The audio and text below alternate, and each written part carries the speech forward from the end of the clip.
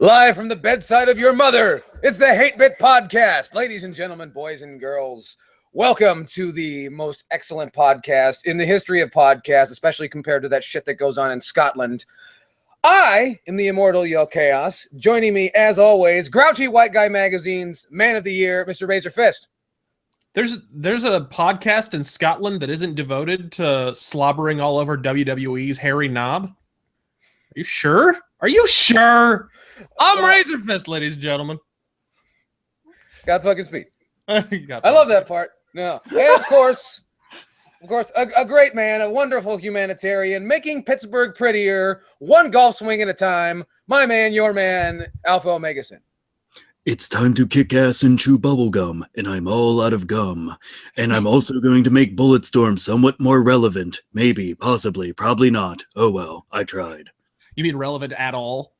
Yeah, look, I love Bulletstorm. That shit was fucking fantastic. Yeah, but you're one of like 5 people that played it. I honestly am, but anybody that I shoved the game into the hands of, they're just like, hey, this is kind of neat. It's just nothing but gimmicks, but still fun. Fuck it. Play the game. It'll become what is it, full clip edition? Is that it? I forgot what the fuck it's called. I don't know. It has Duke Nukem. It'll give me a reason to go back through. A real rousing endorsement. Welcome to our show. We got a great show for you today, and we hope you guys enjoy us. We know you just saw us on Friday, and that's no big deal. I mean, you know, you guys would come here all the time, wouldn't you? Wouldn't you? Because you're desperate for entertainment. It's either this or Monday Night Raw, and fuck that noise. So welcome to the program. We are all just in time for me to say, before we get started, before we commence with the festivities. Yell Chaos, you fuck. You have a Starfuck shirt on. I do. You fuck. I do. I am jelly. Although I do have a nice Star Fox Zero banner over there. See, I don't have a fucking banner, and that's what's wrong with this country. There's not enough banners to go around, I think. Hold on. We banners great again. We should not ignore that Razor Fist is wearing a very fantastic Daggerfall shirt. Fuck yeah. Because I mean, hold on. Here's a question: where the fuck do you even find a Daggerfall shirt? That's first and foremost my question. Are you ready for this? I didn't have to go Roman. They sell them on the Bethesda website. They're right there. Really? Yeah. They also have a Bitch and Dark Brotherhood shirt with the hand, and it says "We know" right under it. It's really bad. That is shocking. Dude, you had the opportunity to tell the coolest joke, like you got it when you were in Bulgaria or something like that. But no, you bought it off the Bethesda website. We'll see. I could have gone on a big Jay Peterman rant. Could have.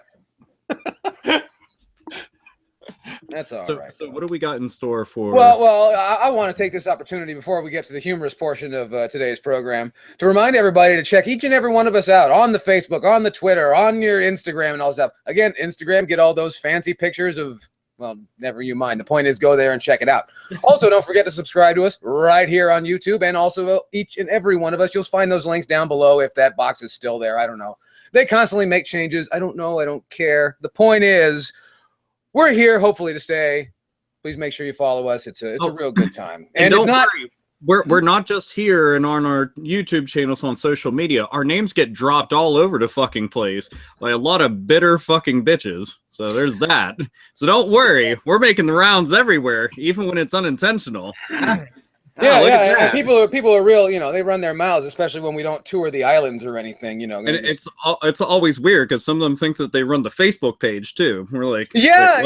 That's weird. It's so fucking odd, man.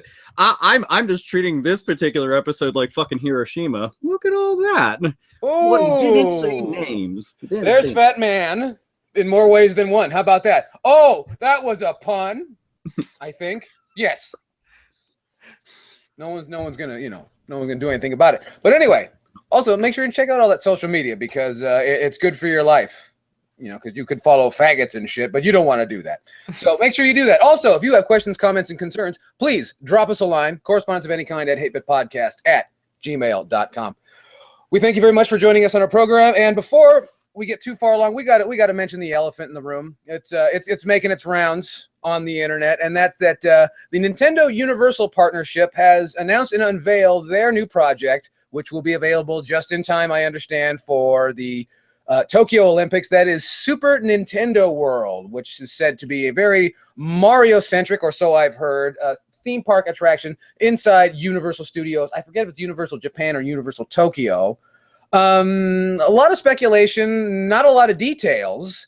A lot of people drawing their own conclusions. That's what the internet's for. They did show off that nice little piece of concept art, and they did have a couple interviews. Yeah, they showed up concept art for No Man's Sky too. Well, that is true, but I have a lot more faith in something like this just because the Nintendo name is actually associated with it. So there's at least that. But the flying spaghetti monster. Well, hey, we are all technically a flying spaghetti monster if you get to look at the brains, eyeballs, and our nervous system just completely detached from everything else.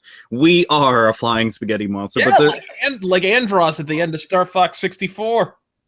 Dude, and you're supposed to do the shirt thing. Yeah, you're supposed to. Good luck. They showed some interviews with the people that are working on the actual theme park, and then Miyamoto was there as well discussing it. And they said that some of the things aren't just rides, that they're supposed to be interactive. So I'm kind of curious exactly like what level of interactivity that they're talking about. Like, are we going to be running into places actually like jumping and hitting fucking question mark blocks, or picking up poltergeists and actually catching ghosts, kind of like in the Luigi's Mansion arcade game? Or I was thinking about that. I was thinking about that because I did get a chance to play with the Luigi's Mansion arcade and the brand new Mario Kart arcade when I was at GameWorks in Las Vegas, and they do feel like they are leaning towards attractions, interactive attractions, not unlike what some stuff that Sega did in the early 90s, like Radmobile and Super Hang-On were more akin to being attractions. These going to be like 4D or whatever the fuck, where you get in, you strap in and you got a screen, and then water shoots in your face, and then there's jism on your chin. I can totally see some shit like that happening, because there was this one arcade game that I had fucked around with, and I completely forget the name of it, but it was a horror on-rail shooter. And when you sit inside of it, the entire back in the seat of it would shake violently. And then it had a heart rate monitor built into the handles of it. So while you're playing, and then there's like a camera and a bunch of other shit. But I could see them doing something similar with Nintendo properties out there. I'd totally be fine with that. I'm wondering, like, exactly how far are they going to go with this? Because I think of all the Universal Studios rides that they had. Now just apply that to Nintendo and let your imagination just run wild without, like, pythons and shit. But what would you guys guess? I'm trying not to guess because, I'm only going to set myself up for disappointment. But we have to realize that I don't know how much money can really be thrown at something like this, considering that this is a bit of a gamble. Because you run that very fine line of, is this going to be a new experience that'll catch everyone by surprise, or the same old shit you've seen at Disneyland and things like that. I mean, this gives Universal something to kind of compete against Disneyland and Disney World, though. If you think about it. I'm just wondering, is this seasonal? Is this permanent? Because I know they do things like they rigged up a Silent Hill during Halloween season. I remember that. They licensed with Konami, which I really, really wanted to see it, but I didn't get to. I think it was only in Florida. I don't think it was at Hollywood. Making it, I can't see them making it seasonal, just because with the amount of money and now kind of advertising in a way and marketing that they've been going with on it, despite how early in production this is, it doesn't seem like they would ever go and build something like that up. And then all I want out of this is somebody rig up a series of red rafters and have them going up slowly on a minor gradation, getting smaller at the top. Then I want a princess hanging out at the top, and I want barrels and flaming shit and ghosts and so forth falling down. That's all I'm looking for out of this. If I get that, I cream 11 colors. That's all I'm saying. I A giant ape at the top. I just want Mario Kart. I want them to somehow find a way. Oh, that's a good idea. I don't know about you, but I want to get a job throwing barrels at tourists. That's a good idea, man. Fucking Mario Kart. Because they already got go-karts at every fucking major theme park that's ever been invented, you know? I mean, I don't know exactly how they could go about it, but I think that anti-grav's going to be a bitch. Yeah, today 5 children died because someone shot a banana peel onto the track. I think about some of the shit that they would have to do with it.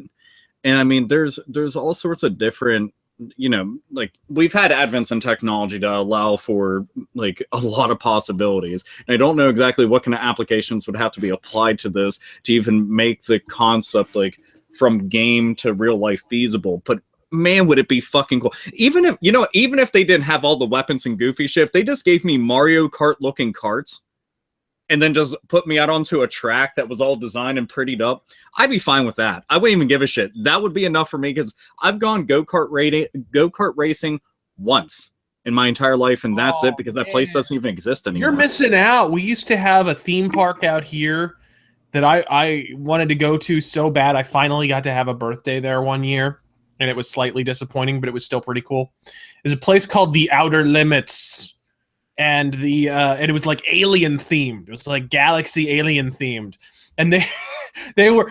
It was so 90s. They were right on down to the like shitty animatronic band that sing the song at the end. You know what I mean? And they were all aliens, and like the third alien from the right's head was like barely hanging on by a spring and shit. Like it was like a fucking Simpsons episode.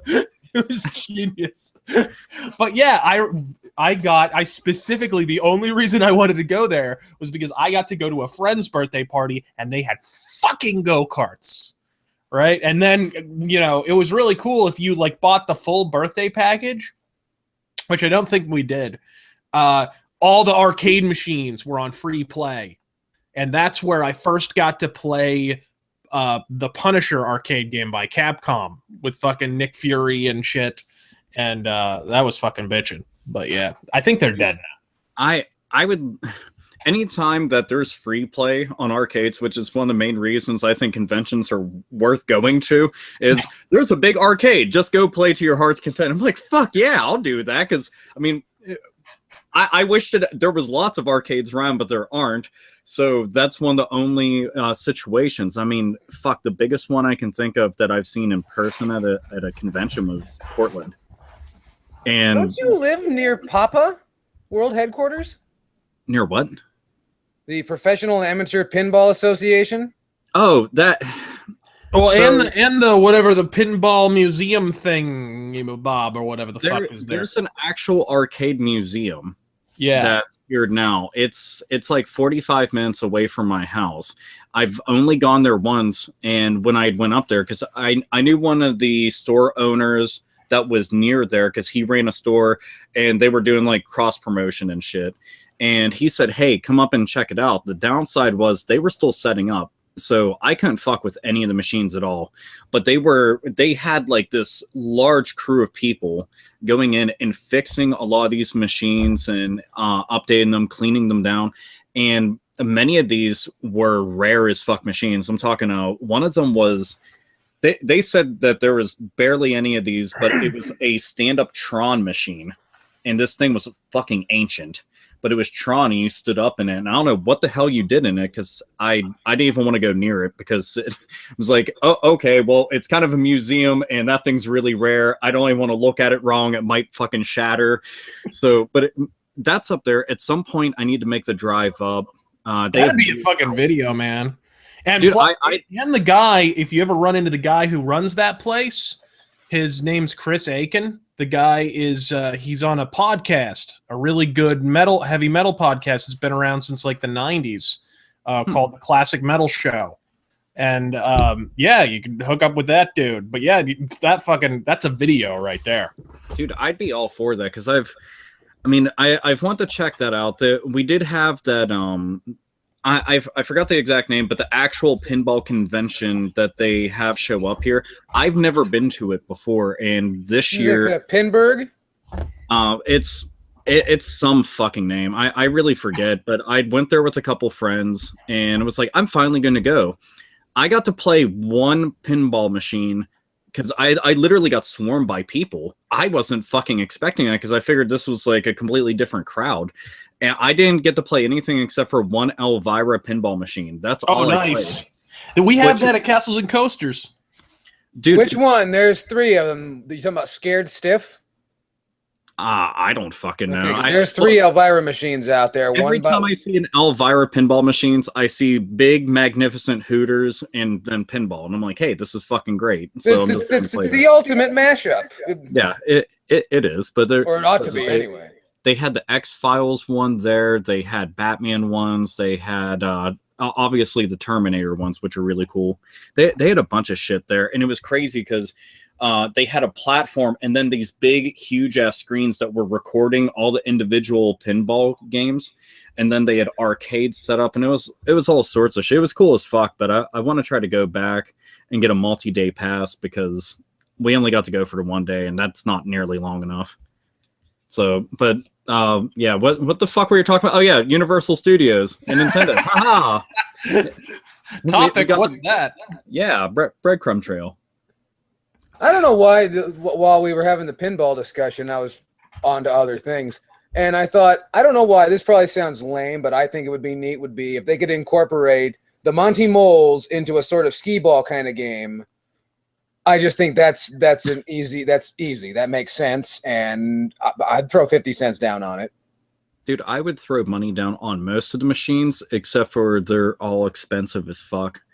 That's the thing that sucks. You go up to some of these arcade machines, like they had Time Crisis 5 in the one arcade. Oh, is that out already? Wow. It said new, so I don't know the exact release date on it, but I'm assuming the shit just came out because they had the same exact label on the Luigi's Mansion one, but this was a couple months ago.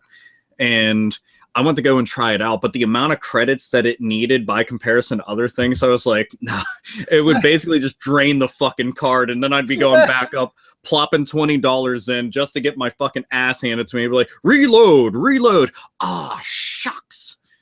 God, I fucking love Time Crisis. It's all good shit. And then the Hate Bit podcast turns into, do you remember arcades? I remember. Yes, we all remember. They're still around. They're just hipster bars now. Yeah, it's honestly, yeah, it's kind of true. But, well, hey, we have them in California, but they're called children's casinos because most of these games are designed to drain the parents as quickly as possible. Yeah. And then they give you tickets. We call it Dave and Buster's because we don't have shit. At all. We have shit, okay? That's Is that why you travel around so much? And while he was here in town, I don't even think you got to. Well, no, that's not true. You got to go to Cobra Arcade, but that's the only place. And we got like 5 or 6 really good arcades in town, and he got to go to one. Yeah, dude, I wanted to go and hit up as much as I possibly could, but that shit it wasn't in the cards. I wandered around for like several hours by myself just to see what was around. Yeah, that was on like a Sunday morning, so nothing was open. So I just I literally looked like the last man on earth. I wish I would just had like a dog with me, and then I could just carry a gun, and find fucking mutants and shit. It'd been a lot better, more exciting. But it's. So back to Universal. I love how you steered us back to a topic out of the topic, and now you want to go back. Okay, have you guys actually ever been to Disney World, Disneyland, or Universal Studios at all? Yeah, I went right next to my house. Yeah, I went to Universal Studios in like 2000. Fun fact, I got an X-Men shirt before the damn movie came out. Yeah, they were working on the first X-Men movie. So I got like an X-Men, a little logo, and Wolverine's claw was on the back. And they were also working on Jurassic Park 3. Not that you should hold that against me. Yeah. Did you stand in line for the fucking Jurassic Park ride? Oh my God, the line was so long. No, I didn't. And it sucks because that was like the whole reason I wanted to go too. Because I love Jurassic Park. I'm a fucking mark. It's boring piss. Is it? It's boring piss. It's like the fucking Monsters Incorporated ride. You see part of the movie and then they drop you and that's it. And you feel like a fucking mark because it was like 2 hours and 40 minutes to get on that shit. Dude, I've never been to anything like that. I've been to You know what you would like? Have you been to Six Flags Magic Mountain? No. You're a Batman, Mark. You got to go to Six Flags Magic Mountain. I've seen the Batman ride because they have a Batman ride, a Superman ride. They have a Riddler ride. They have a Riddler ride, yeah. Do they have one for Flash? I think they have a Flash now. Yeah, you're right. And they also maybe Netflix paid for it. But it's like it's not just that. Out in front of Batman the ride, they got the fucking Batmobile there from Batman Returns. I don't know. It might be the Batmobile from Batman Forever now. I don't know. It's been a long time since I was there. They should not remind anyone of Batman Forever. And they have like Batman the stage show occasionally, where you get to watch a bunch. Yeah, where you get to watch a bunch of shit explode, and it's basically like the Wild Wild West show, only Batman. Actually, here's a fun fact. Actually, I think this is actually interesting and prevalent. For those that have followed me on other programs, I got to do the Kid Shoryuken show, the Powerful Stream, and we did something with Corey Marshall, the voice actor who did Hero. From who's the main character from Shenmue? Ryu Hayazuki. Ryu, yeah. Well, I got to deal with Corey Marshall, and he worked on the Batman stunt show. He was very proud of it. Told us 75 times that he worked on the Batman stunt show. Just I'd share that right there. Dude, I mean, I've been to Cedar Point and Kennywood. That's it. That's all I've been to. I've been to Cedar Point 3 times, and Kennywood. I've been to Kennywood so many times I don't want to go ever. Even if I've passed up free tickets, I don't want to go. I've been on all those rides since I was a kid so many fucking times because that's all that's around here unless you go over to Ohio where they got a bunch more shit. Oh yeah, Kings Island, man. You got to get over to Kings Island, motherfucker. Well, we had Geauga Lake. We have Hershey Park, which I've never been to Hershey Park, but I heard that it reeks of chocolate. So if you like chocolate, it's good. If not, you're going to start vomiting uncontrollably. And then we've got Idlewild. I think that's still open. I have no fucking clue. It doesn't matter. Kennywood. And Kennywood is surrounded by Duquesne, which is the fucking literal definition of the hood. It is so fucked that you basically go to Kennywood, but you don't go anywhere else. Like you get shot and stabbed and maimed. Like it won't matter. It's terrible. But I would love if they do the whole Universal Super Mario thing, I will fucking go to that in a heartbeat. I will make a trip of it, and that'd be badass. Minus waiting in the lines for hours just to something Captain Toad related. Well, then you're gonna have a lot of waiting ahead of you. Oh, I am. Make no mistake about it. No, you could just jump and then hover like the princess right above the line. Yeah. Dude, I need that sweet pink dress though. Just dress like this. You know, it's only a matter of time. They're going to start selling the fucking princess dresses like they do at Disneyland. Have you seen that? Have you ever seen the grown women that wear fucking princess dresses who aren't being paid an hourly wage to walk around Disneyland dressed like that? These are the same people who believe in safe spaces. It's true. Something very wrong about this. Absolutely. These are the same people who needed Play-Doh and fucking Duplo blocks on election night. Yeah, they were just like, okay, we need to give them cocoa. Give them their hug circles. They have safety pins now, everybody. They're really driving this point home, pun intended. So yeah, we're there now. Oh, that's the future of your country. Good stuff. Good stuff. I'll just go and kill myself, so they'll be happier anyway, and so will I. Win-win. So since it went down that dark avenue, let's go and talk about something fun, huh? Other than safe spaces and hug circles and cry circles and all these other fucking wishy-washy, spineless, fucking retarded, stupid fucks that should not... Happy Place!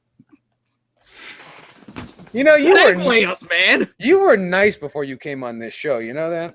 Yeah, I know. Speaking of which, Super Mario Run comes out this Thursday. There you go. For people that have an iPhone. For people that have an iPhone.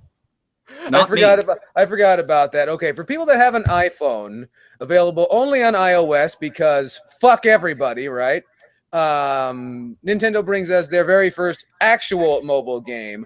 Super Mario Run comes to iOS, the Apple App Store, Thursday, December the 15th. And well, there has been some controversy though that this game will apparently require a constant connection during the course of gameplay, and some people are not very happy about that. I know that I was less than pleased with that. There's been lots of speculation on why that is. I'm one of those people that believes I think Nintendo really thinks that they're going to be able to keep this thing secure, which is really cute and everything. I know they've done well in their proprietary systems, but this is something entirely different. Anyway, gentlemen, I know you don't give a shit. Hey, I do. So, well then tell the people. If you're the one that wants to be happy. Okay, so to me, I understand to a certain point, because I mean they opened up and just kind of said that, hey, we're doing this for security purposes. But like we had talked about on Friday, when Nintendo and any company for that matter openly discloses security measures that they're trying to go and take with a hot item, everybody immediately within seconds, like flies to shit, is going to be trying to rip it apart. And that's what's going to happen with this. I give it a couple of days, a week at the most, before the game is hacked and there's an APK file floating around on the internet of the full game that doesn't require an internet connection. I give it a week.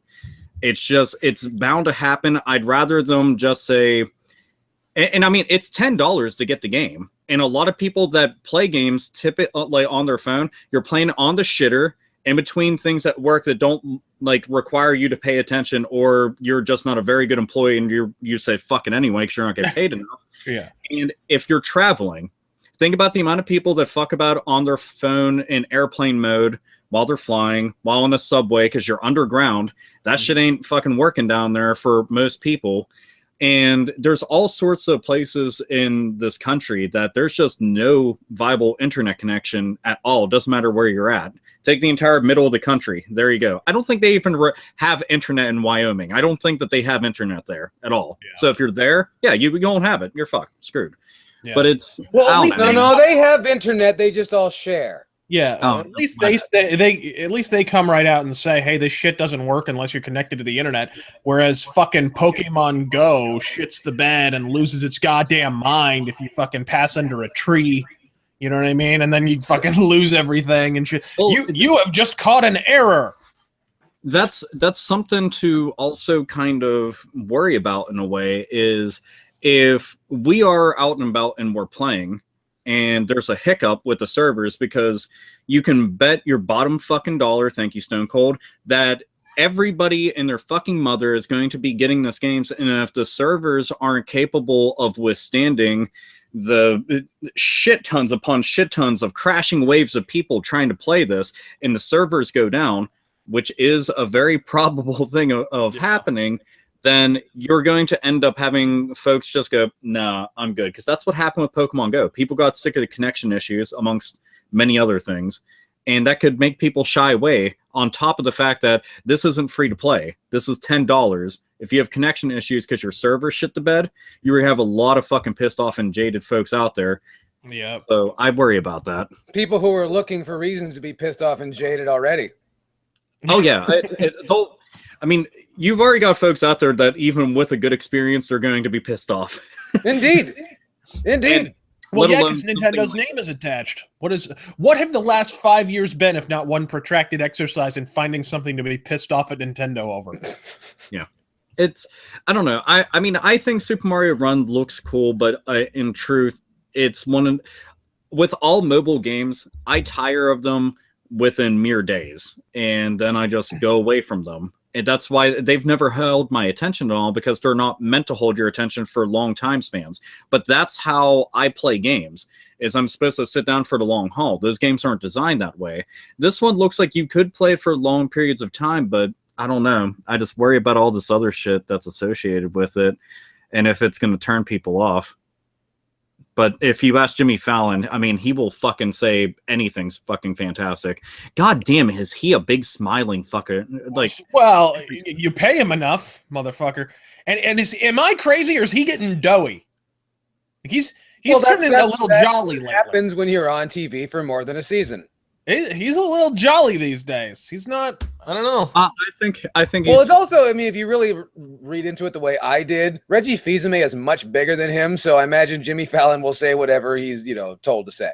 Do you think that Jimmy Fallon being near Reggie, he absorbed some of his fat?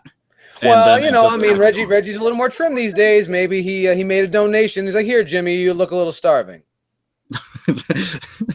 I don't know, man. I know that you have one. Fist, do you actually have an iPhone? No, I have an Android.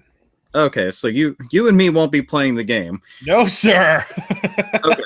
So I'm just wondering how many people out there with iPhones plan on picking up the game, because a $10 asking price on a mobile game to me is a lot. Well, I mean, that depends on really what's in it. I mean, look at some of the offerings from Square Enix. You'll find games that are $14 and $20. They're fucking I've made fun of them so many fucking times. I'm like, you stupid fucking assholes think that somebody's going to pay $15 fucking for Final Fantasy VII on a fucking phone? How fucking dense are these assholes? Well, but the point is being made is that there are suckers who did buy it. That's the thing. What people don't understand is if you give people money, that gives them the impression that what they did was correct.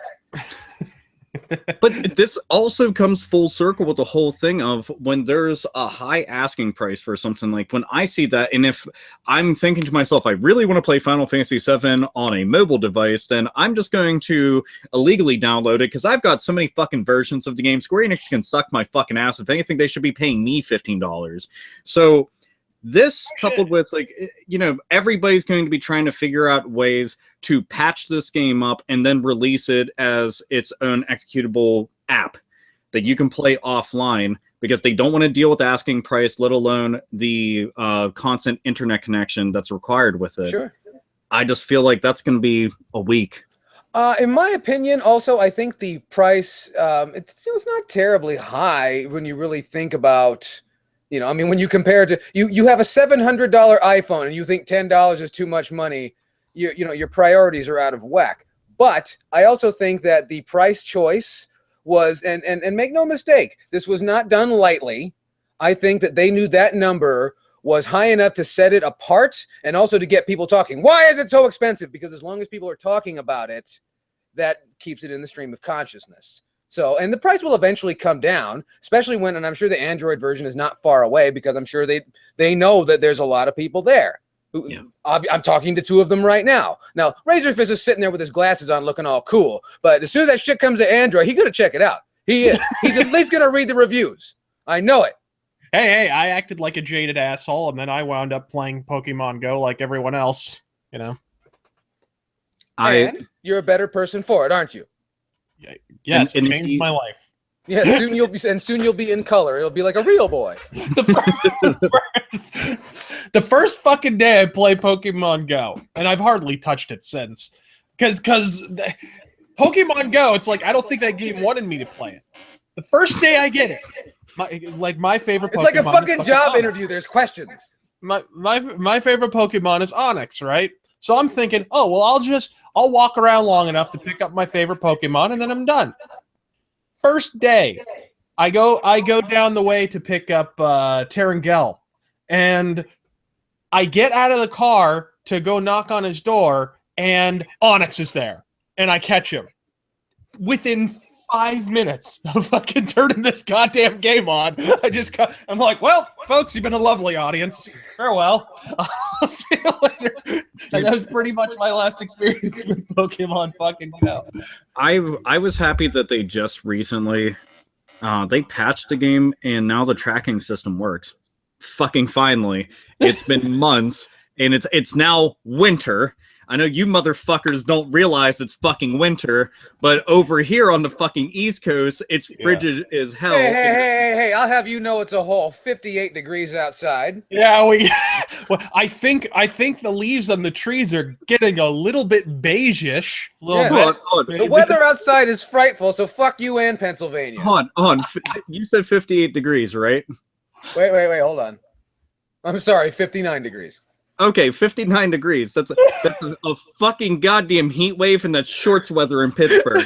So we'll have motherfuckers out there basically like sunbathing for the all four.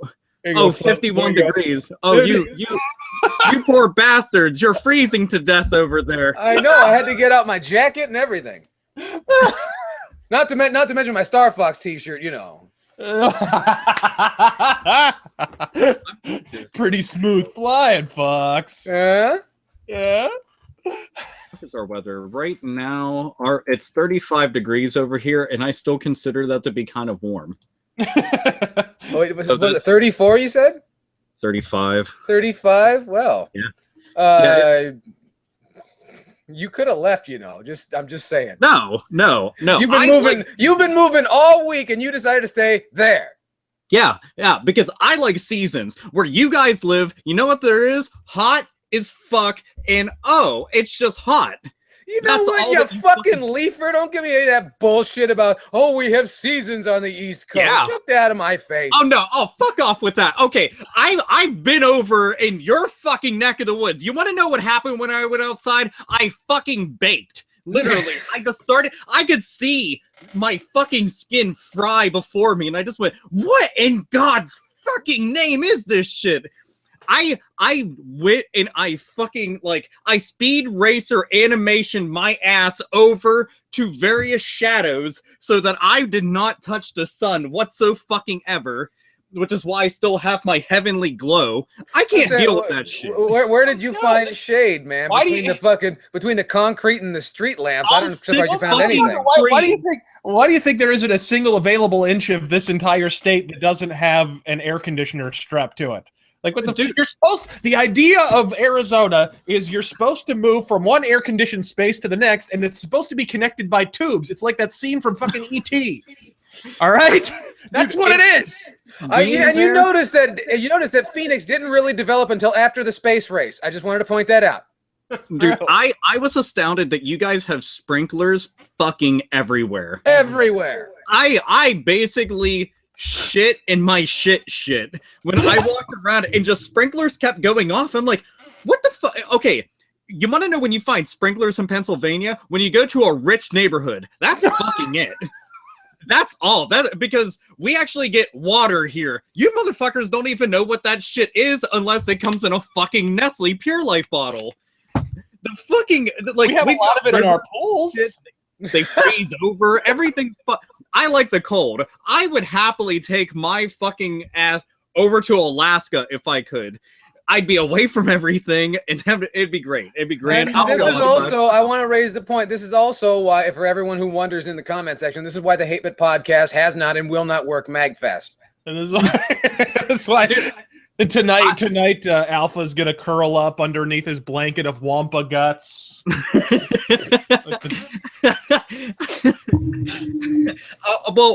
We have deer that travel through the yard all the fucking time, so I can just get the biggest buck that's nearby, cut it open, pull fucking Star Wars, chill inside that bitch, and it'd be great. You know, I could dangle the phone from a charger off of its antlers and just watch something kind of sideways like this. It'd be good. I'd be happy with it. I could live with that. I might do that. That sounds good. Yeah. So, but what I'm saying is, your areas are too fucking hot, and I'm a bitch, and I don't like hot weather. At the end, that's weather is for fat people. Dude, I was literally mortified. I'm not kidding you. The minute that I stepped when I went to what was it, the White Sands? I forgot. It's something White Sands. In New Mexico? Yeah. We had stopped by there temporarily, and I went there, but it was completely cloudy, so there was no sun. So I was expecting it to be all super hot. It wasn't. It was really nice. So I'm walking around like, this is one of the coolest areas ever. And then I got into Arizona, and I just went, what the fuck is this? What the I thought Texas was hot. Then I went there, and everybody's like, oh, no, it's not that bad. It's a dry heat. Shut the fuck up. It is not a dry heat. A dry heat comes from your oven. Same fucking thing. I basically felt like I was a walking, talking concentration camp everywhere that I fucking went because I was broiling and I couldn't fucking take it. It was horrible. Welcome, it's Zyklon Omega Sin. I couldn't fucking do it, man. And on top of that, the fucking hotel, 2 of the rooms, 2, both had busted air conditioners. I had to be moved twice. I've never requested to be moved before. I'm like, wow. I would kick it on and it got soggy. How the fuck does it get soggy? But it got soggy. I'm just like, Aquaman's taint. Great. That's the kind of weather I want to go to sleep in.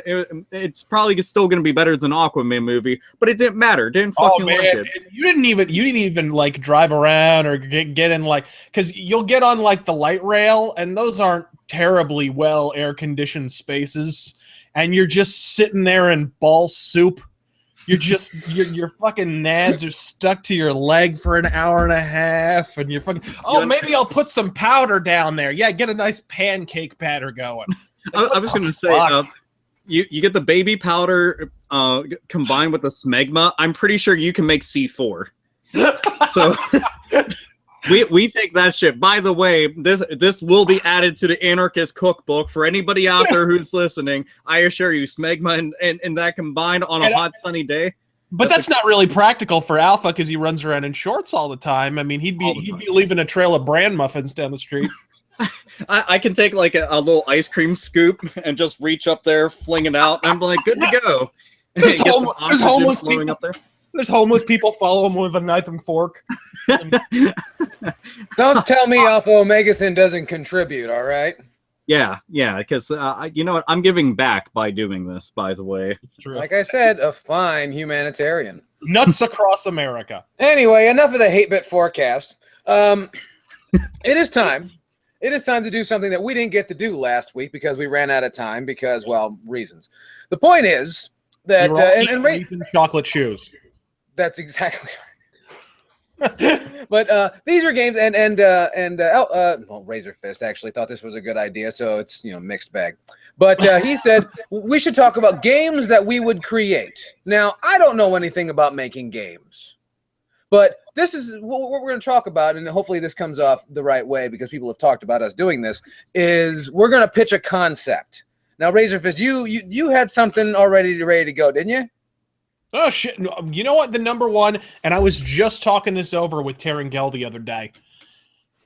We were watching an 80s anime that is one of my favorites still to this day called Ronin Warriors. And badass fucking show, right? It's kind of like Sailor Moon for boys, only it came out before Sailor Moon. So it's like everyone's got an element... And they all have their fancy armor and their special weapon and all that shit. And then they can combine and make a super armor. And it's not like Voltron, but you know what I mean. They can give the one guy really cool fucking Mega Man X looking armor. He turns into the fucking Silver Samurai. But it's badass. It's really badass. And we were talking, and he suddenly cooked up this idea, and I think it's absolutely brilliant. How the fuck you got... Dynasty Warriors has been licensed out to fucking every fucking license imaginable. How is there not a Ronin Warriors? Not only is there not a Ronin Warriors, there's never been a Ronin Warriors game. The only time the Ronin Warriors have ever been in a game of any kind is when the anime company that made Ronin Warriors, they own a lot of like Gundam shit and so forth. They do these big kind of crossover RPG games called Sunrise. It's Sunrise something. They always change the title every fucking time. But it's like a big Sunrise crossover, and Ryo of Wildfire will pop up or whatever. But that's what I would fucking make. I would make Dynasty Warriors. I would just make it Ronin Warriors, and it would be in the Dynasty Warriors font. And fucking, you would be able to play as all 5 of the Ronin Warriors and the fucking tiger if you wanted to, the fucking Siberian tiger that follows them around. You could play as Lady Kayura, or you could play as Anubis, or you could whatever the fuck you wanted to do. And you gotta have co-op in that shit. Oh, and co-op out the ass. Co-op out the. How about 5-player online co-op? How about fucking that? That's what I say. And they could fight the fucking 4 warlords and Talpa and shit. And I would play that until my eyeballs rotted in my fucking skull. I feel like that's an anime that's pretty long overdue for a proper comeback. Because when we were getting it over here, it actually had like, it wasn't as massive as the other anime that's out there, but it had a good cult following. Yeah, and it did pretty well. It was on Toonami for a while, and it's funny because Ronin Warriors in Japan, there's this kind of myth that goes around that Ronin Warriors was not successful in Japan, but the cartoon, the anime itself was really successful. It was actually, the problem was, like in Japan, just like here, honestly, anime is made to sell toys. So they made this whole toy line, and to be frank, the toys kind of fucking sucked, even by the standards of the day. So people didn't buy them, and it was up against some other like big anime toys that had just come out. So that the toys just kind of sat in a fucking warehouse and never goddamn sold. So even though the show had really good viewership, because nobody was buying the toys, the fucking businessmen behind Ronin Warriors were like, fuck this shit. We're canceling this nonsense. Which is why... Well, don't forget, at that time, a lot of those, just like the American cartoons, were loss leaders. They were expecting for the toy sales to pay for a lot of the production. Exactly. So even though the show did really well and they were able to sell, ads and so forth, it just wasn't worth it to them. So they were like, fuck it. We're just going to kill this now. And but strangely enough, when it came over to the States, and interestingly, Ronin Warriors is one of those anime you always hear about, oh, it's censored. Anime always, when it comes to the States, they dub it to shit, and it winds up cutting out all the gore and titties and whatever. They did nothing to censor Ronin Warriors in the States. And they were showing this shit to kids at 8 o'clock in the morning, and there's blood and there's titties and ass. And they're like, what? Like, fucking, and it was one of the first anime. I mean, I think sounds like a good time on a Saturday morning to me. Yeah, it was before even Dragon Ball Z had been brought to the States. Fucking Ronin Warriors was here. Well, that was also like early on, the actual cult status that anime had was just that. And for anything that came out like early on, unfortunately, unless like it took off, because things like Dragon Ball Z and Pokemon and shit help propel anime in a lot of different ways, but they also licensed that shit out, awesome toys and games and all sorts of other shit. But Ronin Warriors, what, like you said, was early on the scene, and I think that's a fucking bummer, because I wouldn't mind seeing them go and re-release that shit, put it onto Adult Swim, put it onto Crunchyroll. Whoever, do you know who owns it? Well, I know the company that made it is Sunrise. I don't know if they still have the rights or if they're one of the many anime companies that went out of business. I have no idea. Whoever would have like the actual publishing rights to the anime, whether it was like the American dub or whatever, they should post that shit on YouTube, man. Because I've seen some of the companies, they've been posting full anime on there because other people are re-uploading it. Why the fuck not you post it and actually make some cash off of it? Yeah, put the original Japanese version on, give subtitles and shit. Yeah. Or fucking dude, uncut versions. For that. And the thing is, I'm a big fan of all the Dynasty Warriors games that are out there, including like Hyrule Warriors, Dragon Quest Heroes, the actual Gundam games, because they've had three? Yeah, that's another thing. I think one or several of the Gundam shows are Sunrise, and it's fucking ridiculous. That actually no, all the Gundam is Sunrise, and they've done Gundam with Dynasty Warriors. But you got Ronin Warriors, who, by the way, are fighting an organization called the Dynasty. And you've never made Dynasty Warriors Ronin. How the fuck has this never been made? What the fuck? And a show like theirs is kind of designed to be a straight up action game where you were just kicking the shit out of everything. So it would that's work what Ronin together. Warriors is. It wasn't one of those shows. That's why I still love it to this day. People say it doesn't hold up. But what they really mean is there's not enough sappy melodrama for them. That's what's great about Ronin Warriors. There's no navel gazing and sobbing about the nature and travails of human existence. No one's wilting on a fucking couch anywhere or sobbing about their gender identity or whatever the fuck happens in anime now. It's just dudes in cool armor fucking shit up. That's what the show is, and that's why it fucking holds up to me.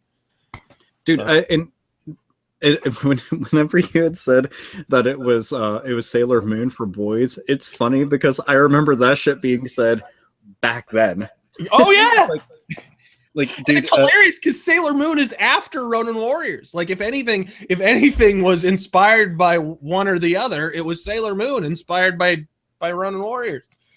No, that shit I'd be all for, because man, it's weird because like people that are into Dynasty Warriors style games, what is it, Omega Force? Is that the name of the crew behind it? I always forget, but I just it's mindless destruction of waves of enemies. And no matter I played Dynasty Warriors 3 on PlayStation 2, and that was the first Dynasty Warriors game that I ended up picking up. Well, all the other stuff that I've played since then has been the same fucking thing, yet I don't tire of it. Yeah. It's just it's you feel a certain level of satisfaction looking at like double digits turn triple digits and triple digits turn quad digits. Well, and that's why Dynasty Warriors is so great, because they are so a finger in the face of modern game design in a way. Just a giant erect middle finger. Because while other games are like, well, let's streamline this experience. Let's remove things. And what Dynasty Warriors does nothing but just add more characters, add more abilities, add more fucking secret shit. They don't take shit out of these games. There is never... I defy you to name a feature that's been cut out of a fucking Dynasty Warriors sequel. Because it doesn't happen. It's just hack, slash, and now there's more people for you to hack and slash with. Congratulations. I like the idea of, because their suits would like evolve and level up in certain ways, and they could apply that same like not only aesthetic, but just like you could actually start throwing in RPG elements to this, because they've already done it in Dynasty series, and especially with Dragon Quest Heroes. But it'd be cool to like level up, earn experience, and then you just start like customizing your armor, and you start looking ridiculous like some of the later Mega Man X games, because his armor also got just as fucking silly. But he looked like a fucking stalactite. See, now I want that to happen. Now I'm just kind of thinking like, damn, now I'm gonna watch Ronin Warriors again. It's been a fucking dog fucking age, man. But yeah, that's. And the most important thing, I would add this caveat: you gotta have the same soundtrack, because that was one of the cool things about Ronin Warriors. Was it was one of those, like in anime, for some reason when it gets brought over to the States, they fuck up the soundtrack a lot of the times. You know, sometimes they improve it, but whatever. Ronin Warriors was like, no, fuck, this soundtrack's perfect. We're keeping this shit, and it's all electric guitar and keytar and shit. It like just screams 1980s, dude. So, that's my game. Dynasty Ronin Warriors. Ronin Warriors versus the Dynasty. I don't care what the fuck you call it. Just give me that shit tomorrow. Ronin Warriors versus Sailor Moon versus Gundam. Yes. Just fuck it. We'll get everything out of the way. Open up a crossover. You could have a Gundam Ronin Warriors crossover, because both properties are owned by Sunrise. You know, you can do anything with it. I'd be okay with that. So we got a nice little licensed hack and slash beat 'em up style game. Mr. Chaos, what would you try rocking? You know, the one that I've been thinking about this since Friday. So finally, I've had some time to really sift this over, and this would be a game very much in line with. I have such an appreciation for Leisure Suit Larry. I just find it such an interesting game, especially coming from its time, and it's a game about getting laid. And let's face it, people in this audience need all the help they can get. So I figured what I would like to have, and this is, you're going to have to use your imagination, but I really feel that there needs to be a rhythm/dating sim, or rhythm game/dating sim, that somehow involves alcohol in some way, as you know, in some sort of in adding difficulty, if you were. Plus, it would take place during the holidays, so not only are you trying to get laid, you get to feel weird while you're doing it. And as far as rhythm, I don't know what. Well, you can use your imagination with how you could use rhythm in a dating simulation, and that's my game. I mean, so rhythm games are hard to fucking sell, man. Like you know that, right? Yeah, I know. That's why you have to sneak it into a dating simulator. Well, okay, now. how far down this rabbit hole are we gonna go? The rhythm of with, the thrusts, or what the fuck is? What? Well, you know, I have to start rubbing the screen, and then all of a sudden, like the upper screen, she just becomes more and more red, and then all of a sudden the system turns off. You wonder, but you know, I mean, you know, that cat wasn't let out of the bag; it was yanked out. I don't know. I think that would depend on how well you do within the game. If you get where I'm going with that, because how well you do usually has to do with how deep you go. Dude, there has to be a flashlight. There has to be a flashlight attachment to this 3DS at some point. Someone would make it. To the 3DS, my goodness, the battery life on that's pretty short as it is, and to attach something like that, you're asking a lot from science. You act like people who would be into this are going to last more than a couple of minutes anyway. Come on. The minute that they see like, what do you know that I don't? Dude, I know that audience way too well. Come on, it's the internet. Oh, that's true. That's true. They're everywhere. They basically parade this shit around like on fucking banners and billboards and shit. They are fucking flying high. I don't know. I still don't see the appeal into sticking your dick that shoots a liquid into something that plugs into the wall. I really don't. Okay, okay, so we got a dating sim / rhythm game. What kind of music are we talking? You know what? I don't know. I think the difficulty level as because I think one of the stages has to involve trying to get laid at an office Christmas party. so this is basically a George Costanza simulator. In a way, because I imagine at least one of the stages would be doing whatever it is that you have to do in a supply closet with burl Ives, have a holly jolly Christmas going off in one ear because you can only hear part of it. Is there any way that there's an actual Seinfeld dating sim game that you can play online? Can we somehow just like entwine this shit at some point? Yeah. You want to talk about licensing crossover? That's exactly what we're gonna do. We're gonna get the Leisure Suit Larry people and those people together. Dude, wow. I kind of want to. I want to play your game because I want to see there's. Oh my god, what the fuck is the name of that one really fucked up Japanese game on PlayStation 1? I'm not being descriptive. Why are you making it seem like there's one? Incredible Crisis. Oh. I keep like the way that you were describing like everything, and then when you described that, I started thinking of Incredible Crisis because that was the situation the main character was in a whole lot, was just ridiculous stuff like that. And minus like the rhythm games and shit, it was more like WarioWare games mixed in. But dude, I would actually play that shit just because I like some rhythm games, like Elite Beat Agents, for example. Well, I also thought there'd be one that's kind of like an absent rhythm game. Like there's some sort of interface to where like you have to sit through a really boring conversation because let's face it, you're dealing with women, and you would have to perform something to illustrate that you're awake. so there'd be that too. Dude, that would be one of the games that I can think of in VR would be really fucking awesome. Like while you're wearing it, you actually see the screen start going like this. So you have to shake your head like that. And then all of a sudden it's like you're wide awake. And then she's like, "Are you all right?"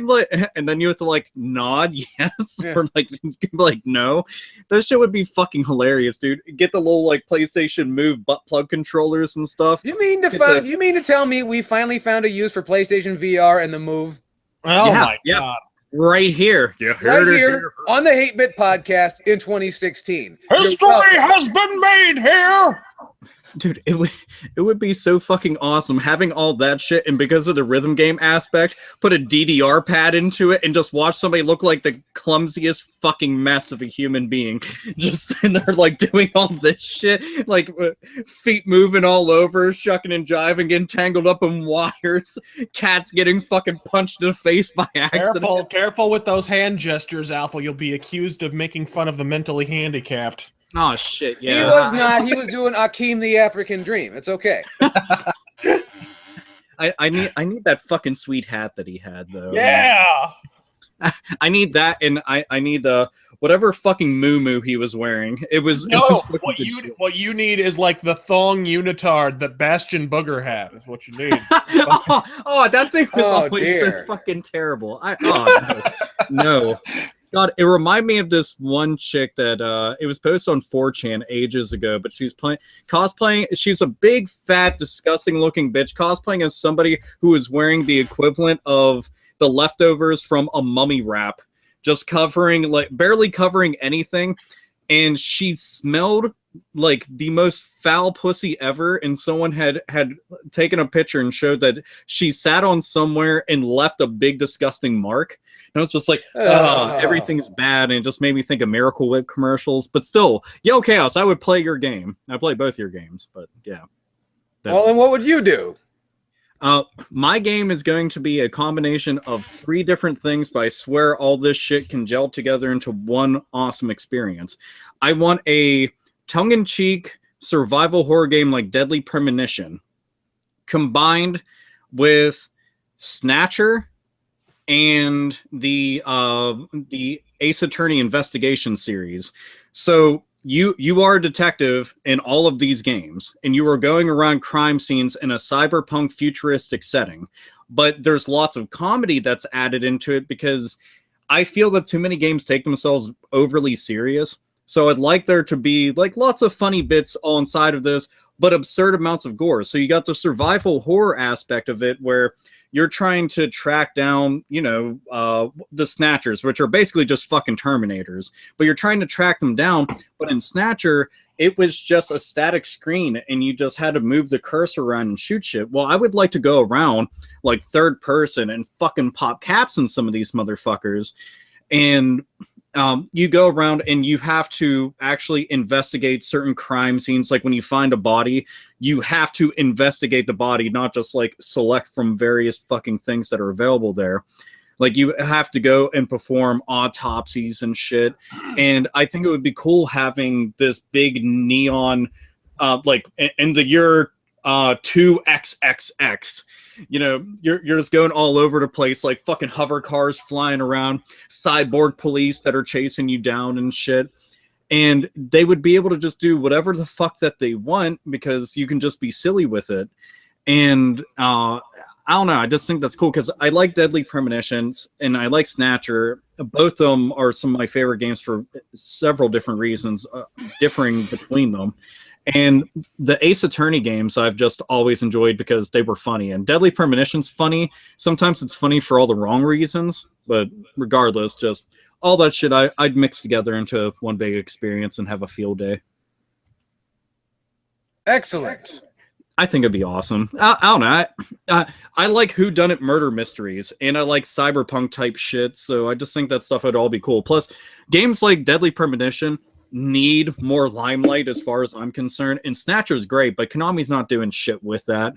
And it sucks because it's one of the best games out there from a story standpoint alone. And Phoenix Absolutely. Wright. I mean, for being borderline plagiarism, it does goddamn well with what it has. No, it is like through and through. It really that's one of the things that I've as much as I love the game, and I do consider it one of my favorite games. It plagiarized so much shit, but I was okay with that because it did it well. Sure. Like if you're gonna rip something off, at least do it justice. Well, you look at Kojima's entire career. I mean, come on. Oh, you think maybe Kojima watched Lethal Weapon once or twice before? Well, you think he did make a whole career out of other people's movies. It's true. Well, Kojima, he's always been like, big fan of cinema, especially American cinema. No fucking shit after playing some of his games. It's pretty goddamn fucking evident. But I'm just happy that he's at least like picking from things I think are awesome. Oh sure. That stuff's fine. Like when you're picking from the likes of like Lethal Weapon or Terminator or Akira or whatever the fuck, that's cool. Granted, Akira's not American cinema, but fuck off. I'm just naming off movies that he's definitely picked from. And when you get to see that played out within your gameplay experience, dude, it's cool as shit. But combining those three together, I feel that they complement each other very well because a game like Snatcher doesn't appeal to a lot of people because there's no action. And it bores them to death because you're not running around and fucking shooting people. And a game like Deadly Premonition is a bit too tongue-in-cheek, and the mechanics in it are very dated and broken. Granted, they still work. but still. And Phoenix Wright, and most people write off as a fucking weeaboo game because that's all it is to them. But if you combine all that shit together, I think it could make for a pretty cool game, but it's still going to be a niche market that it's going after, and it'll sell like 10,000 copies. That's all. And the game failed. Yeah! 10 years later, people asked for a HHHD re-release of it with like some random support of what 3D. Yeah, and whatever platform it came on, it's going to cost $100,000 for the disc. Yeah, and it won't happen because stupid, dumb fucking reasons, because there's all sorts of companies that are wrapped up in it. They can't all agree on it because they won't be getting a big piece of the pie. So nothing will happen with it, and everybody will just enjoy the ROM of it that's floating around on the internet. That's my game, folks. Hooray. Fabulous game. Fabulous. Well, I mean, it's borderline plagiarism just like mine, but hey! Fuck yeah. I mean, because, Razorfist is the one that had the game that would draw money. Us over here are like, let's see if we can take somebody else's money and just throw it in a toilet. I'm okay with ripping off ideas so long as they're done well. I'm a big fan of Dante's Inferno on 360 and PS3. That should say that I obviously don't have a problem with plagiarism. Plus, I've sat through an entire review of Irate Gamer. So, speaking of and keep in mind, I did it more for just like, let's see where this goes. And it didn't go anywhere. It didn't go anywhere at all. In the corner. Proceed. God, is he still alive? I forget. Define life. Right? That's true. I remember seeing him with like a microphone to a tombstone, so I wasn't sure if that was like foretelling. I don't know. Who the fuck knows? I say terrible things every so often. People are just like, you shouldn't say that. Especially it being the holiday season. They say that people are supposed to be nicer around this time of year. I find this is a time where more people just walk around saying, "Shitter's full." Hey, I've That's been becoming like a Merry Christmas sentiment. Shitter's full. Dude, I'm glad that you're at least festive in the background. Where we, on the other hand, are not. But Well, no, I mean, it looks like you're just sitting amongst a bunch of Christmas presents that haven't been wrapped yet or have been unwrapped. No, it's good stuff. I mean, there's cool things like this that not a lot of people get to see because they can't. But tell me that that's not badass. That's Sephiroth killing Aerith. Stupid fucking cunt had it coming. So I had to go and get that. When I saw that, I was just like, that is fantastic. So yeah, that's her getting stabbed. Merry Christmas. Happy Hanukkah. Indeed. Now, you were the one, though, that brought up that we were going to talk about holiday shit. So why don't you talk about some holiday shit, stabbing people and shit? I mean, I think that since it's the season, there's plenty of television specials out there and holiday movies and all sorts of other shit. And I just want to talk about that because I've been watching a lot. I've been trying to make sure that I cross them all off on the list. I'm like, okay, I watched that. So one of my favorite, and I actually mentioned it on Twitter at some point, that you should not trust or respect anybody that says that Die Hard is not a Christmas movie. Bullshit. Die Hard is a Christmas movie. They are liars. They are bad people. They are going to actual hell, not to hell, actual hell. And they deserve it. They should their puppy should be shot at them through a potato cannon. Fuck them. To me, I've watched that movie more than any other action movie that I've ever seen, which is impressive. And that's because I consider it a holiday movie. I mean, ho ho ho, now I've got a gun. I will see or Die Hard and raise you the Christmas movie for the ages. Stallone and Cobra. Is Cobra a Christmas movie? It is. It all takes place on Christmas. They even have the retro fucking Toys R Us Christmas advertisements with the family of giraffes and shit. Uh-huh. Whatever happened to those other giraffes, by the way? They've only got one now. Well, corporate America, they got laid off. I like to think that they were just killed like most other animals out there, and then they were made into furniture or some other shit that we don't really need. But fuck them. But Cobra, that's an interesting choice. Absolutely. Right at the beginning, the whole opening store sequence, which is fucking classic, where the guy shows up on the motorcycle and he's got the 12 gauge and he just starts shooting bitches. He shoots a guy into a fucking Christmas tree and shit. That's festive. That's fucking great. Dude, I like to think that happens at a lot of trailer parks. So if anything, all it is it's just making real life on the big silver screen. That's fucking great. I would like them to re-release some of these movies. Stop remaking the movies, just re-release them in theaters. That'd be so much better. Yeah. Or here's a fucking concept. Maybe release them on Blu-ray and or fucking DVD with actual goddamn special features for once. What is it about action movies where we get the most bare ass bones? Like, you open that fucking Blu-ray case for Commando or whatever, and it's like, hey, would you like to see a grainy theatrical trailer in 480 by 360 resolution? Like, fucking, you open that fucking case and basically Arnold Schwarzenegger just drags his nads across your face. That's all that fucking happens. I mean, I don't know what it is. Out for Justice, basically any movie I've ever reviewed. It's just fucking, it's bare ass bones bullshit. It's the Illuminati. That's the only explanation for all of it. It's the Illuminati, and they're keeping an eye on you. They keep tabs, and they realize, like, all right, give this motherfucker something, but take everything out so he's disappointed still. And it's always a shitty transfer too. Like, have you ever watched the original Predator on Blu-ray? Like, because there's several versions. They finally released it for real. But like early in the days of Blu-ray, all they would do was take the fucking DVD version and they would plug it into some shitty computer program that would fill in basically all the missing information through some algorithm. And the end result is Arnold Schwarzenegger's skin looks like the consistency of fucking bubble yum.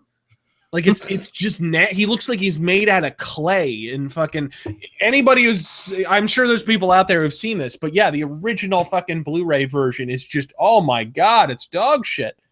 So he looks like a PS1 cutscene. He does. He does. He looks like Tomba. Dude,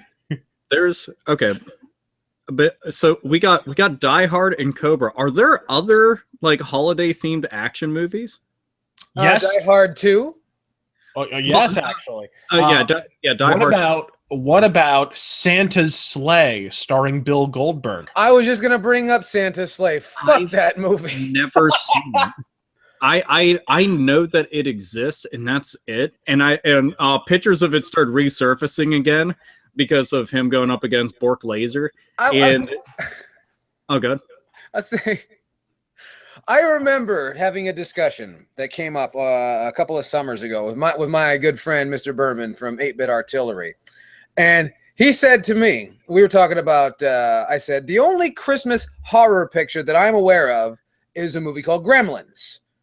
Meaning that it's true. It's both of those things. It's not tongue in cheek. It walks both of those right down the middle. And it's directed by fucking Chris Columbus, the Home Alone guy.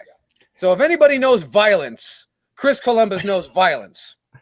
Watch fucking Home Alone 2 if you want to see some fucking violence. Let me tell you. There's another action horror movie with a Christmas theme. Anyway, and he brings up, there's Santa's Sleigh. And turns out, like, we're at Evan's buddy Joe's house. Joe has like 11 fucking DVDs. All right, there's like the Real Housewives of New York City on DVD, something Veggie Tales, and then Santa's Sleigh. Veggie Tales. Yeah, like they got kids. Of all the fucking things to be in this DVD collection, Santa's Sleigh with Bill Goldberg is number like 9 of 11. Right next to the Christian CGI. Right fucking next. Right, I'm serious. Veggie Tales, the pirates that don't do anything. Right next to it. Razor Fist is telling us something about his past that you probably shouldn't.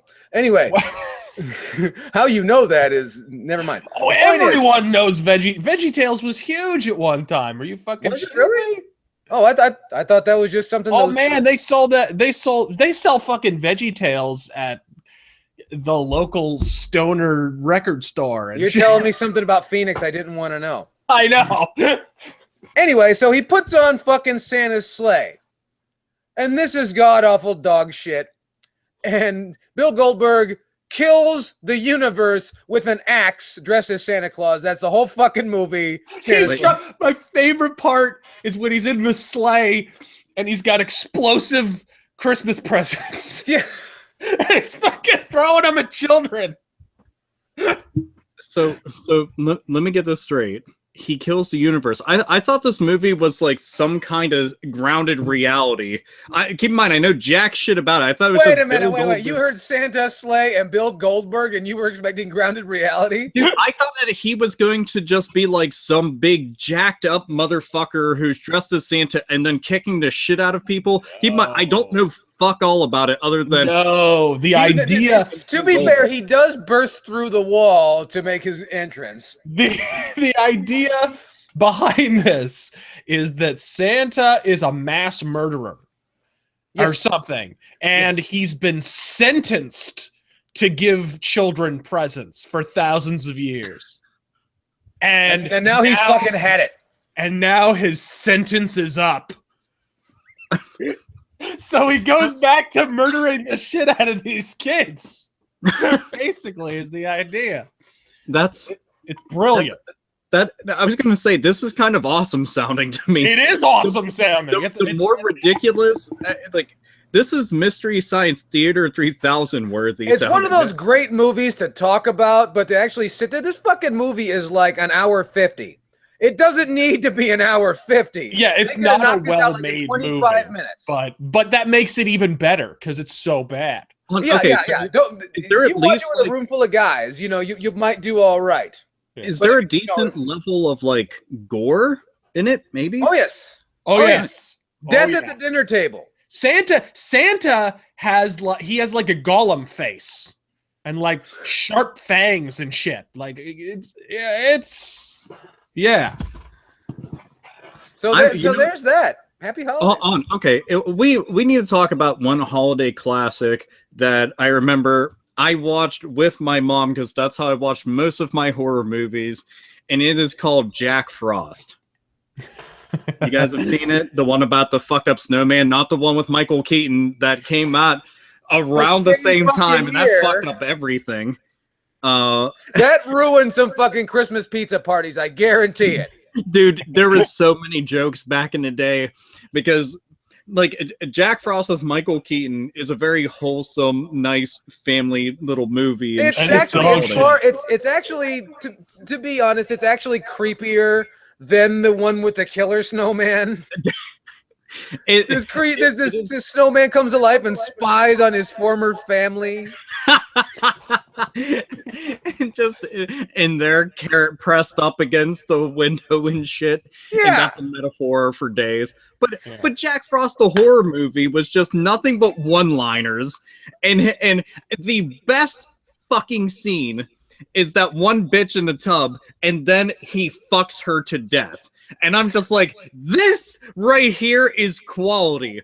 I don't give a shit about it. You could tell me that the rest of the movie was the worst fucking thing ever. I just want to see a snowman fucking a bitch to death. Get those fucking Hooters out there and get a fucking carrot jammed in this fucking bitch. We can make veggie tail jokes until the fucking cows come home. That shit. A+. A fucking plus, man. I love it. Oh, it's man. Good. See, now, I mean, how are we going to transition into fucking It's a Wonderful Life from that? I don't know. I mean, we got pedophilic snowman. I'm not, from this point on, I'm not going to pretend Frosty is Carson Brown. He's going to be Jared Fogle. I don't know what the fuck is going on here. Well, okay, here we an easier transition just because it's at least funny is National Lampoon's Christmas Vacation. Sure. That's a classic. An absolute classic, featuring Johnny Galecki after his growth spurt, apparently, because he that was a cheap short joke. I'm sorry. I always liked this movie because there was tons of shit in it that, granted, it's always exaggerated, but was relatable. You've got a dad who is trying to make ends meet, and gets screwed out of his bonus check. He wants to fuck this one hot ass bitch that he had seen and is having daydreams about her. He has family come over that he fucking hates and literally wants to murder.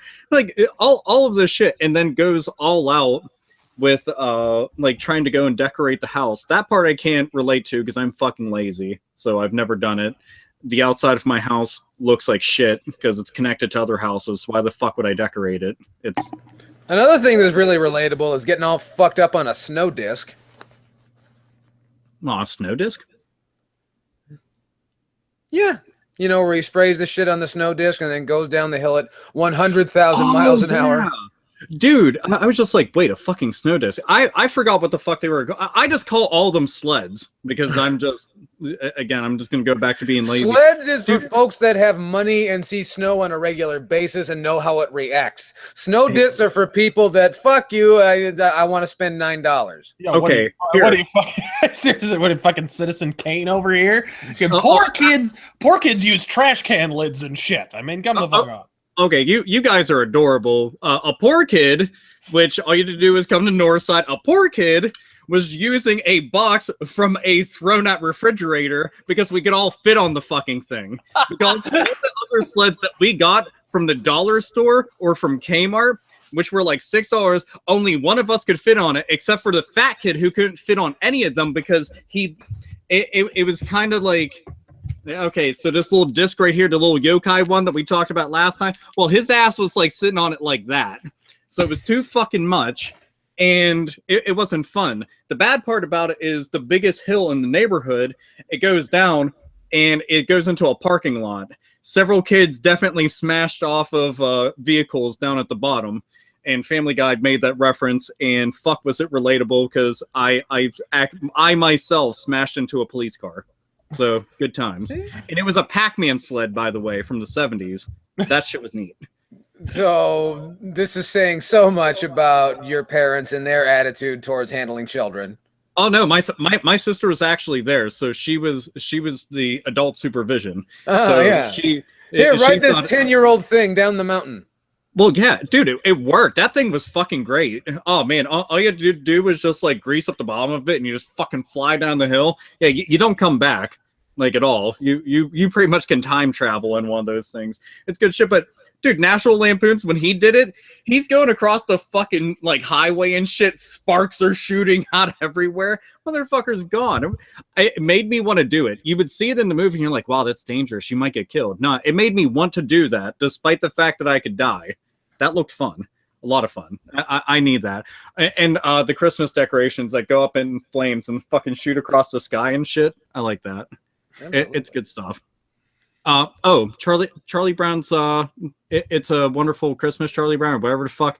The Charlie Brown Christmas special. That one I think is all fucking preachy. There's too much Nazareth bullshit in that fucking one for me. Dude, it was fucking Charles Schultz. Of course he was going to do. They were playing like, what fucking Nazareth is a good man. Fuck you. Well, now you're messing with a son of a bitch, and don't you get in my face. God damn it. If they had another hit, I would quote that one too. I'm trying. One of my all-time favorite Christmas specials is from Married with Children. And I think it's on the very first season or the second season.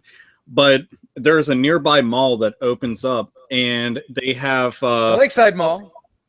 The fucking Santa is on a helicopter, and he ends up falling from it, and he dies and lands in their backyard, and kids are flipping the fuck out because they think that Santa is at the Bundy's house, and they got a dead Santa body inside there, and they can't take him out because there's all these kids, and they can't clear them out. So all the fucking shit ensues, but it's great because it has a fucking warning before the episode airs that it could be traumatizing to small children, which is fucking hilarious. I mean, children got so much flack back in the day.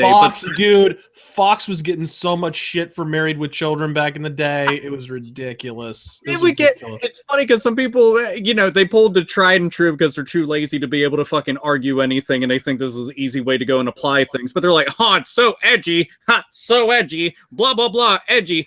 You fucking retards have used it so much it lacks meaning. You Yeah, it lacks any fucking meaning. But you do have to appreciate it for what it was. I mean, in an era of corporate America, Fox was a heel network. Oh, They were. They really were. And it was funny. Fucking the censors came out and said, "Goddamn, Married with Children can't have this and it can't have that." And fucking Rupert Murdoch says, "Well, I'm terribly sorry. Now here's your next episode of A Current Affair. Fuck you."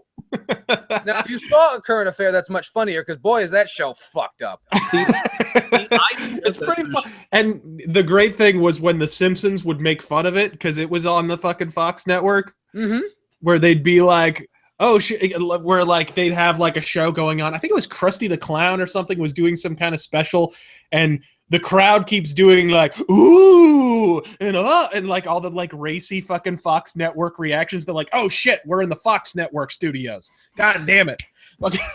And they do that at every goddamn available opportunity. I remember one time seeing an episode of Greg the Bunny, and Greg the Bunny only went for one season because they didn't learn. They took a pot shot at Fox in their first season, and then they didn't get renewed. Yeah. And there's a reason, because you don't take your pot shot, and every Fox series learned this. You don't take your pot shots until you get renewed for a second season, because then they need you. Yep. Dude, anyway. Married with Children did that shit all the time, making fun of Fox. I mean, they made fun of quite a few other networks out there, but the balls that the writers had for that show, and they no fucks at all. And they took more chops at ABC and CBS though. But it was easy to when you they had moonlighting.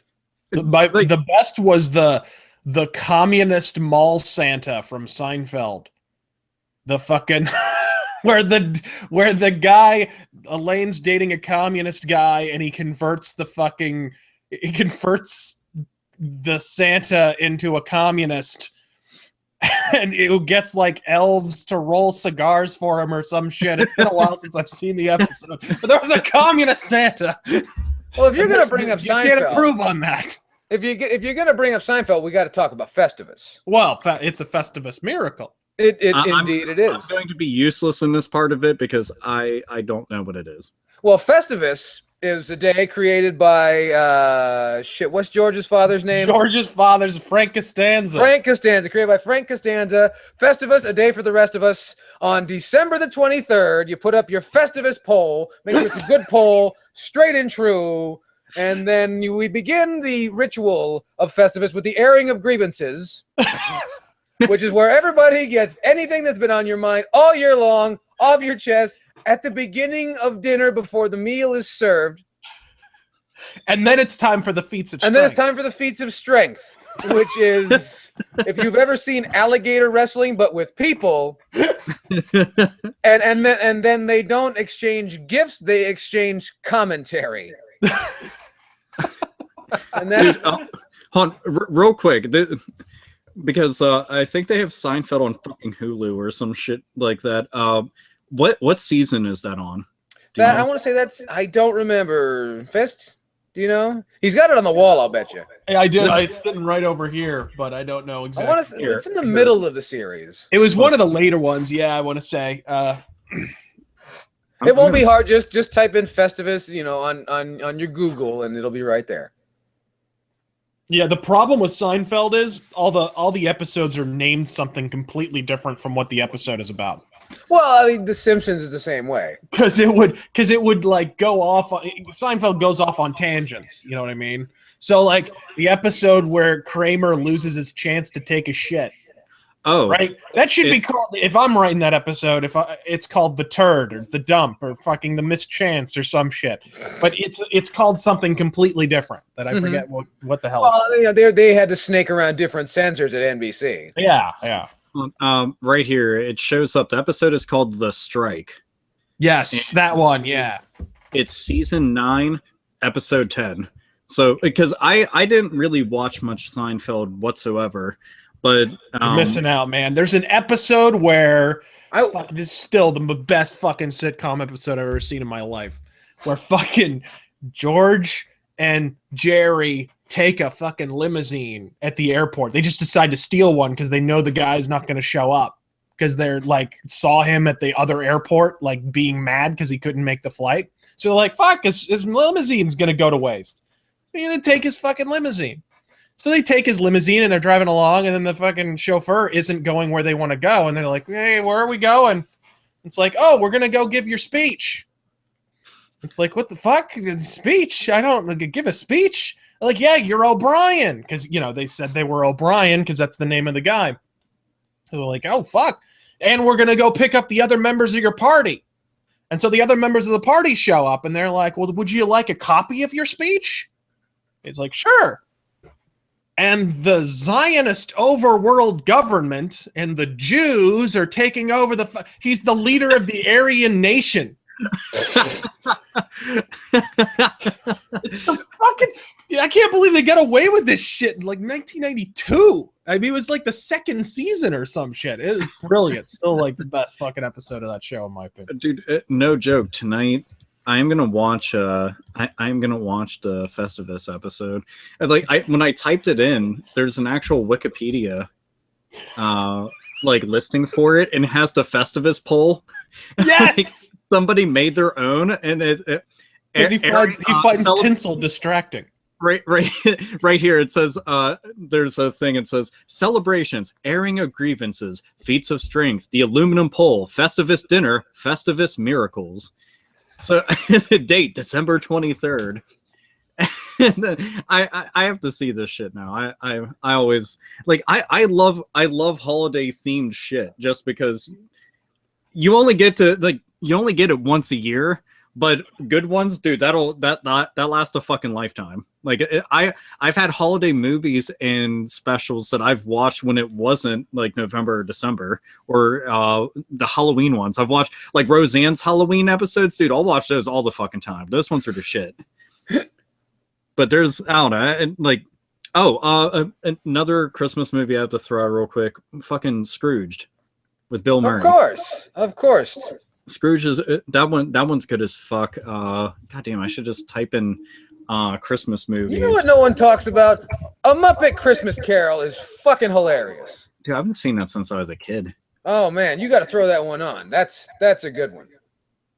Let's see. Well, Gremlins is definitely a Christmas Gremlins movie. is fantastic. Imagine that your father brings you something cute for Christmas and it tries to eat your mother.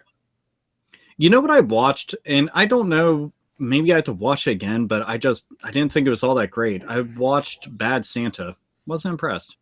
I didn't care for Bad Santa very much. However, I will say what is interesting is if you've seen Bad Santa and you've also seen Friday, the midget kills Bernie Mac in Bad Santa. If you go back to Friday with Ice Cube, Bernie Mac was fooling around with the midget's wife in Friday. I think Bad Santa was a revenge killing for what went on in the events of Friday. Makes sense. So everyone, you are now commanded to watch those movies back to back. Draw your own conclusion. One I didn't even think about, and I like the movie a lot, is Trading Places. That's sort of a holiday, because that goes from Thanksgiving on to it does, New but Year. I mean, the later portion of it, when shit's really hitting the fan. Oh yeah, during the Christmas portion of it, because I mean that's when the dudes, you also, if you watch that, then you have to watch Coming to America. Sure. Just because I mean it's a continuation of the entire thing. But dude, that shit and the stuff that they fucking say in that, man, you won't see that in movies now unless they pretty much just want to be shut down immediately because everybody's a fucking little bitch. Didn't like Elf. Watched that. Didn't like Elf. I saw Elf. Mrs. Yelkash showed me Elf a couple of years ago. I was surprised. I expected it to suck far harder, and it didn't. So I kept my expectations on the ground, and it was above the ground. See, I ended up getting dragged into it with opposite because I was told how good it was, and I watched it, and I mean it's amusing, but I just I've seen it once, I'll never watch it again. It's no Gremlins. No. It's not Santa's sleigh, I'll tell you. But well, we've got a Christmas Story. Christmas Story. That one. See, that's one that you don't have to watch because no matter where you go, it'll be on. It'll be on somewhere.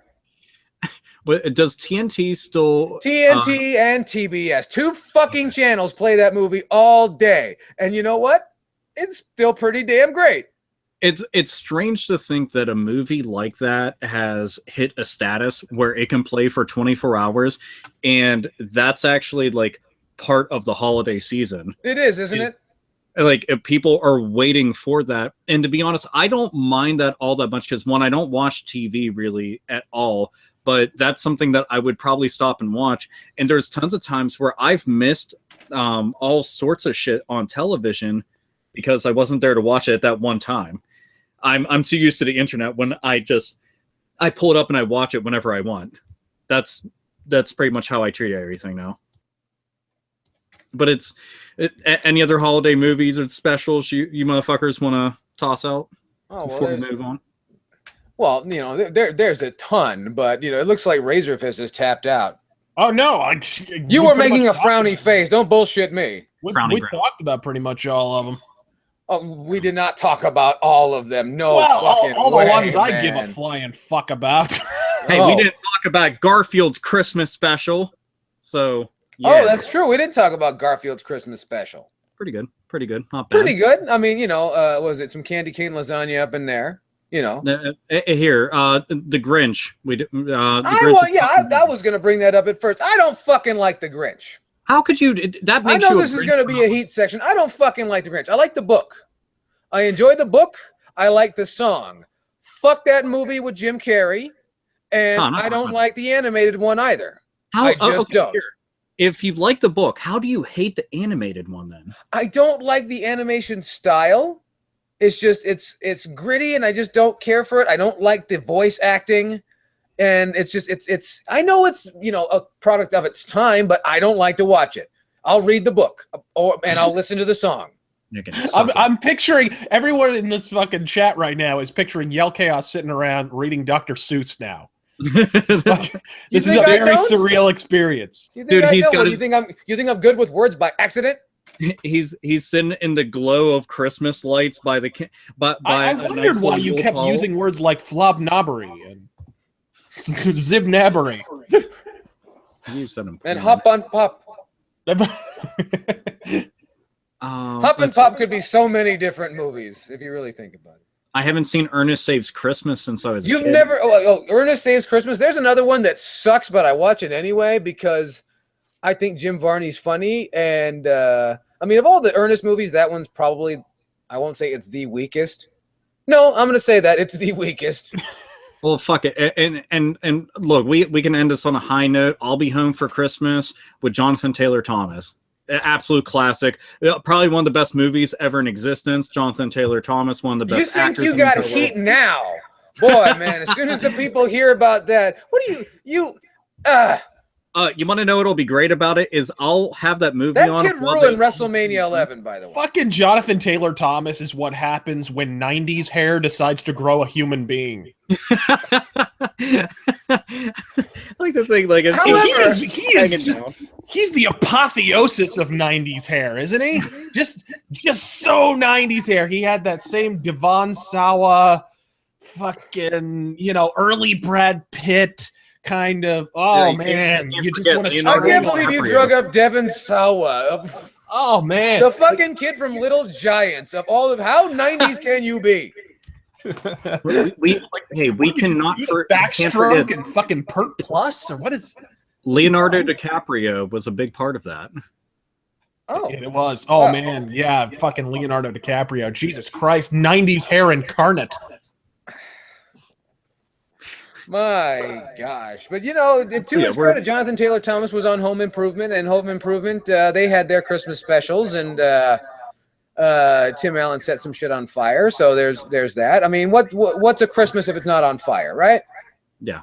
Anyway, to be continued. We'll catch you next week. This has been the Hate Bit Podcast. I want to remind everybody to check us all out on the social media. Subscribe to the channel. Check us all out here on YouTube, Instagram, Twitter, Facebook, all that horse stuff. And there's a great big kitty right there on camera for each and every one of you. Everyone, wave goodbye to the kitty. I am the mighty Yell Chaos. Joining me has been the very sexy Alpha Omega Sin and his kitty.